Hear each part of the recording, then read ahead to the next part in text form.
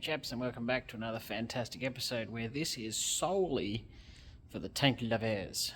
And it's a bit impromptu, and I thought this would be really cool to show a bit of an update. Alrighty, chaperoonies, I did realise that some people out there do actually like the tank and enjoy its videos, so this is tank only. If you don't like tanks, well, you're probably not going to like this video. Anyway, moving right along. I was just thinking about how much pride I have in this vehicle, and I was looking at old photos of how it was when I rocked up, and if you go back to the first video I did of this when it did rock up, you know, I really do think I might have actually gone insane when this turned up. But you wouldn't think it now, and you sort of don't even think it's the same vehicle. I have a lot of pride in the job I'm doing on this vehicle, and I'm going to a lot of extremes on the details. Obviously this vehicle I don't actually intend on ever parting with. Yeah, never know what happens.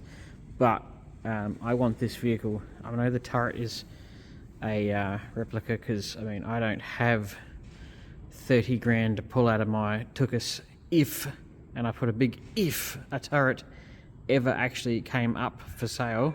But when they do, they generally trade hands for about $30,000 to $40,000, and I just don't have that much play money. So my replica that was made by my good friend over in Victoria, and he has done a smashing job, and I was over the moon when I didn't even think it was going to become mine, but it did. So I'm just doing my best on this vehicle to make sure that externally, yes, some of it is replica and remade, but externally you would have a very hard time picking this from an original vehicle, aside from it being really nice in general condition. Almost looks like it's brand new right now. But I'm just trying to get it to be really damn nice. And I do pride myself on actually having got a hold of a lot of very extremely hard to get an original armor plate. So, you know, if somebody goes, oh, you know, it's half the tank's a replica, well, it's actually not. I would have said 80% of the hull of this vehicle is actually real legit steel, you know, 20% being the turret. And I just pointed out going, yes, this front armor cover isn't original, but they are ridiculously hard to get. So that's a reproduction piece of steel, 16mm thick. It is very solid. You will break your hand if you tried to do something stupid with it. This plate here is original to this vehicle. This isn't original to this vehicle, but it is an original piece. So you got original period steel, this gun mount, courtesy of Armour and Artillery Museum. That gun mount is real. This piece that goes to here, all original. This piece here, up to here, straight across, where it was cut in half to actually be about the same height as that one. From there down is original. I had to join in a piece of mild steel there. The lower hatch, unfortunately, is, and the hatches, because those are ridiculously hard to get. They are out there, but you better have some deep pockets when they come up. Obviously my guards aren't real. Copied off originals, so pretty good. Conduit is real, actually legit period. So are all the fittings. That headlight mount is a period correct brass piece, because they are made out of brass. The headlight's a reproduction Willys Jeep headlight, or if you're watching that Cairns video, Jeep head. But yeah, that's a very good modern one. That's reproduction. That is real, but these fittings are ridiculously hard to get. But those are real. Tracks are real. Suspension, all that is genuine. That is period correct armor steel. This piece isn't, unfortunately. This piece is. This one is 38mm thick. So is all that. All of that front sponson. Sponsons are what hang over the side of the tracks. That is legit and thick as buggery. Is real.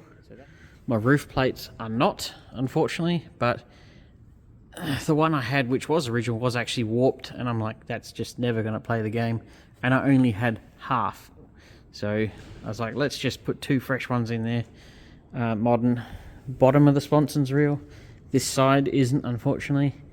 Down here is the rear of the sponson. That's an original piece that will be going back on here, because this was reproduction, so that's another original piece that's going to go up here. These have never been off the vehicle. The rear overhangs, they are original to this vehicle, so the lower hull and the rear overhangs are all original to this particular vehicle. They've never been off. So is the back. The engine is period correct for a Stuart tank, believe it or not. It's not an LVT engine with the bilge pump that hangs off the back. This is actually a Stuart engine. Stuart! Mufflers, real. Exhaust, real. The joins that join them, they're a modern equivalent of the period one. They actually, if you had them side by side, you'd be hard pressed picking them different. Original oil cooler. Clearly I have modified a couple of things to make it a bit more reliable, whereas there's an alternator in there, and I did have a period correct generator, I still do, but finding a working volt regulator is very difficult. Genuine tail light, real bin, obviously clearly it's a real one, and by real I mean period correct, not a reproduction bin. Air cleaners, a reproduction of an original style, and they are stupid hard to get, and they also rust out quite profusely. That's a real piece. The rear sponson is real. Over here, real grousers. Drop them on your toe, you'll know about it. That's genuine. That's genuine. So of the upper hull, so you cut across here, of the upper hull, which is this section, only the 2 side sponsons and the roof, and I'm not counting the visors, so of the hull, because obviously visors will be off, so of the hull, only the sides and the roof plates and that one small bit on the other side is not original to a Stuart tank of the period. The rest of the upper hull, so most of the hull of this tank, is actually period correct steel, with, like, you know, face hardening and armor and all that stuff. Obviously the visors are, even if I had original ones, I probably wouldn't fit them because they are nearly 100 kilos each, and they are just insanely heavy to open. These ones are 25 kilos each, and even they are bloody heavy to open. Oh, also that is genuine original 12 volt siren. Clearly I don't have an original 30 cal at the front of it. Not only are they, there's a bit of a grey area, but I am actually part of a club who can actually have these on, but I've got to have it covered up when it's in transport, so that's cool. Clearly turrets, reproduction, but it's all period, like, you will have a hard time picking this from an original unless you are as psychotically into it as I am.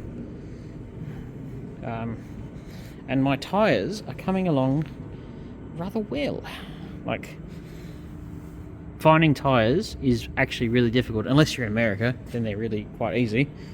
But I don't have the money to ship them over, so we're going with urethane, baby. And with a bit of shaping, which those have had some shaping done, they actually don't look terrible.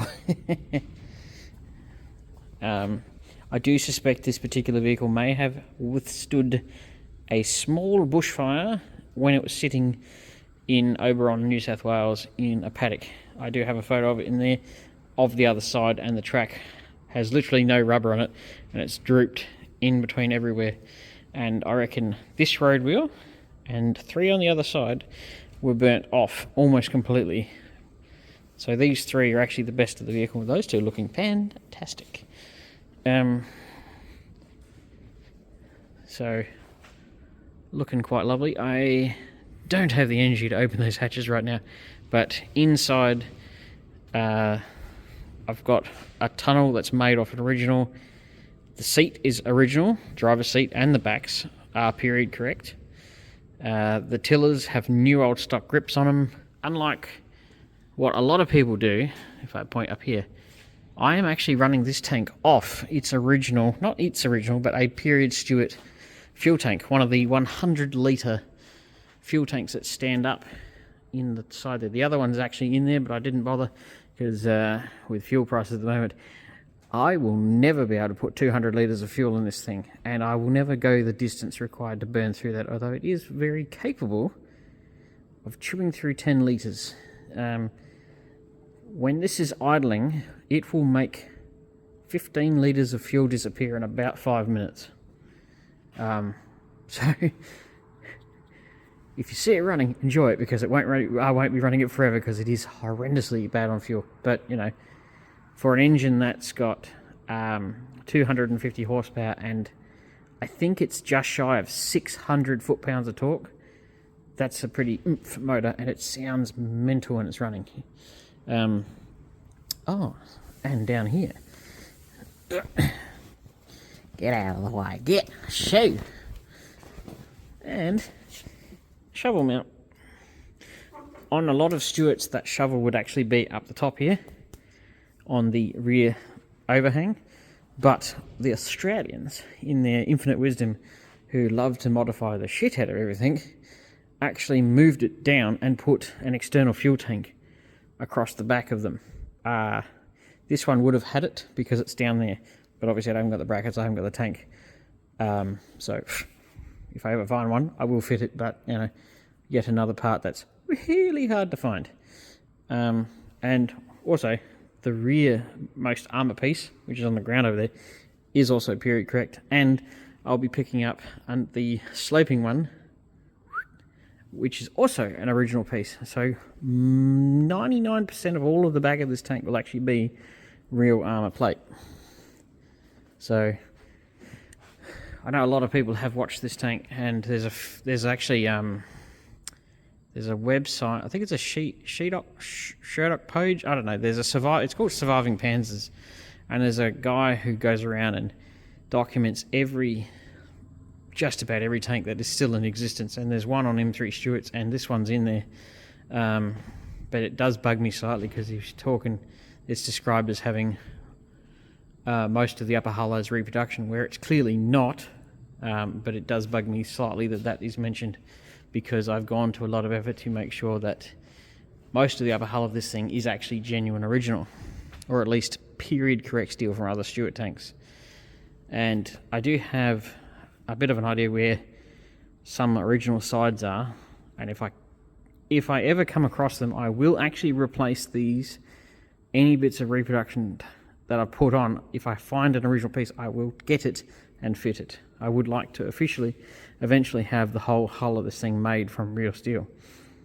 Also, another period correct item that is also made of rockin' horse poo is my original radio.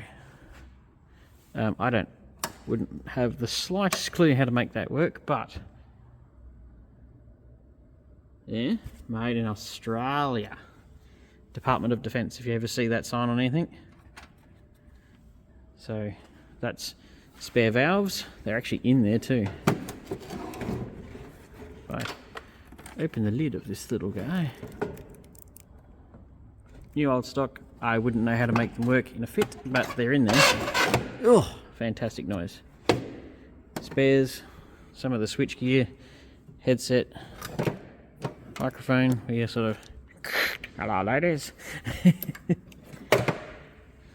And obviously this is my shelf of shelves. Period correct helmet, some more grousers, fire extinguishers, the other tail light, the vent tank for the engine, some more reconditioned track links. I will be carrying those as spare when I do my trip. Voltage regulator, that's just going to go in as ornamental. Another diff pinion. I carry some spares. Spare conduit. Yeah, see, this is an oil can. It's a Shell one, same as the Army one. However, it doesn't have Department of Defence stamped on the top of it. So that's an Army one. That's just a generic one. However, they're virtually identical, and they'll do just fine on the back of the tank in these brackets. Another oil cooler. This is something out of an M3 Grant tank. I'm pretty sure those are where you'd keep your 30 cal ammo bins, ammo belts. That mounts pretty much exactly how you see it. So the driver of Grant would actually be sitting where my hand is, so directly behind him. So I do have spares for other vehicles. All these, I've started welding some of these up, but I've got to weld them up. Then I've got to put the grouser racks on. I've actually got to put one piece of armour up here.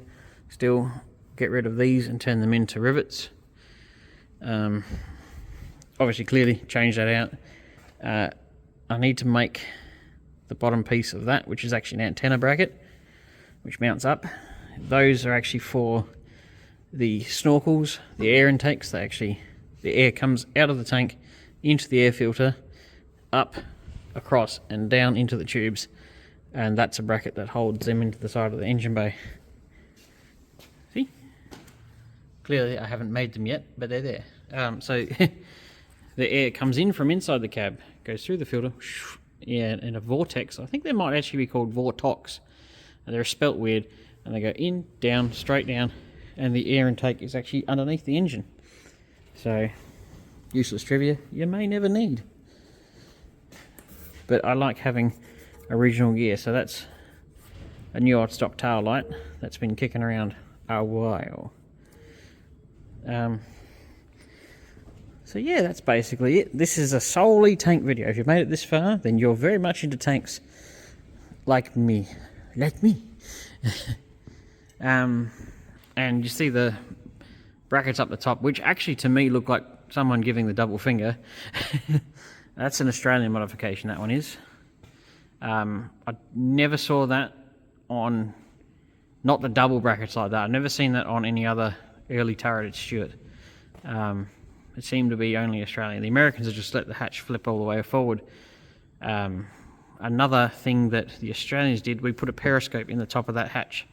There's one on the shelf over there, right next to that thing. It's actually a Centurion periscope, but it should do the trick quite nicely. So, oops, I'm looking away from the tank. Here we go. Yeah, so hope you enjoyed this little rundown of the tank. It's doing rather well. It's taking a lot of time and effort of obviously after work time, but we're getting there. And one of the things I was quite proud of is this fake 30 cal is hard to pick from an original. I'm actually quite proud of that. One of the things I'm pretty good at is, not going to toot my own horn too much, but being a panel beater, I have the visual skills and I can reproduce something fairly accurately. That screw is a reproduction of an original one. These two, the top four originals, the bottom is a reproduction. And at a quick glance, if I didn't tell you, you wouldn't have known. So I believe that's how it goes. It is completely fake. It is plugged, you'd never get anything. I actually I painted it black and then I gave it a bit of a scuff with some grey scotchy to try and give it a bit of detail, make it look a bit more real. And yes, it did look very suggestive what I was just doing just then. And another detail that bugs me is, oops, this is going to be hard to show on the camera, but if you can see the lens, it's got a bow in it. Stuart headlights are flat. They don't bulge outwards. They're the same headlights that are on, like the little pedestal, the mount, and the blackout light is the same as what you'd find on a Grant tank, except I think they have a slightly smaller brush guard. In Papua New Guinea in December 42 against the Japanese, this one has and does have quite a few period photos of it in action, so I'm quite proud of this, to be able to even have the chance to own such a historic vehicle. And there isn't actually a whole lot of early Stuarts kicking around. There is, what I find hilarious is, this is hull number 1554, Hull number 1558 actually exists, and that's in New Zealand, of all places. Which is kind of funny that the two tanks that were built 4 tanks apart from each other both still exist. So that's kind of cool. Yeah. So, useless trivia, 20 minutes of ramblings, but and I'm sure YouTube will pay me diddly squat for this video, but it's actually more for the purists and people who actually give half a hoot about tanks and who are actually interested in the history side of things of this vehicle. So I hope you've enjoyed it, and back to regular programming for the normal videos that I do. So see you around, chaps.